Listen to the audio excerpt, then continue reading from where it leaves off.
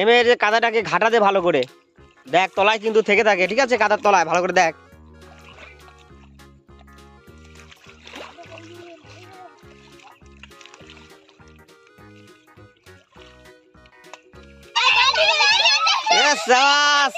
দেখ দেখ দেখ দেখ দেখ,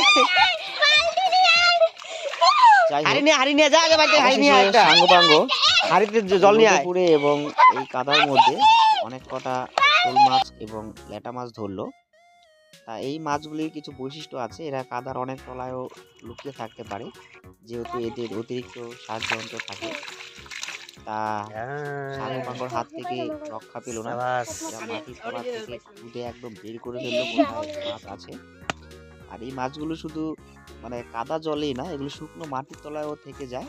আবার বর্ষাকাল যখন জল হয় তখন আবার সেখান থেকে বেরিয়ে এসে ডিম পেড়ে আবার বাচ্চাও দেয়। না হলে যেহেতু এটা একটা আবদ্ধ পুকুর, ছোট একটা ডোবার মতো, এখানে কেউ মাছও ছাড়ে না, আর মাছ কোথা থেকে আসারও সম্ভাবনা নেই।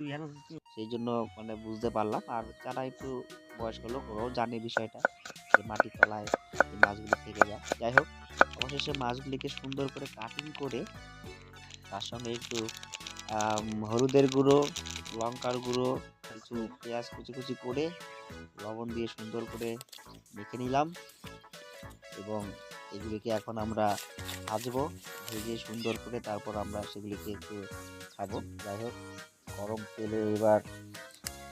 তেলে এবার মাছগুলিকে একটা একটা করে ছেড়ে দিলাম সুন্দরভাবে।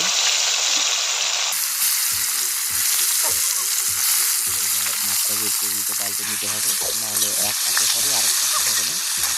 এই মাছ ভাজা কিছুক্ষণ টাইম লাগে না, 3-4 মিনিটের মধ্যে হয়ে যায়, দেখতেই পাচ্ছেন। আর এই যে সাঙ্গপাঙ্গ পাপিয়া, ওদের জমির পাশেই আমাদের এই গর্তটা, সেখানেই আমরা মাছটা ধরছি। আরও একটু এই ফাঁকে একটু কাজও করে নিচ্ছে। এবার কাজ টাজ করে আবার বসে পড়লো খেতে। দারুণ সুস্বাদু হয়েছে খেতে। আর এমনিতেই শোল মাছ খেতে খুবই দারুণ হয়। তার মধ্যে আবার দেখতেই পাচ্ছেন গর্ত থেকে ধরা, খেতে টেস্ট হলো। আর যেহেতু আমাদের নিজের হাতেই ধরা, সেই জন্য টেস্টটাও মনে হচ্ছে যেন আরও বহুগুণ বেড়ে গেছে। ধন্যবাদ সবাইকে আমাদের পাশে থাকার জন্য। আর অবশ্যই ভালো লাগলে লাইক, কমেন্ট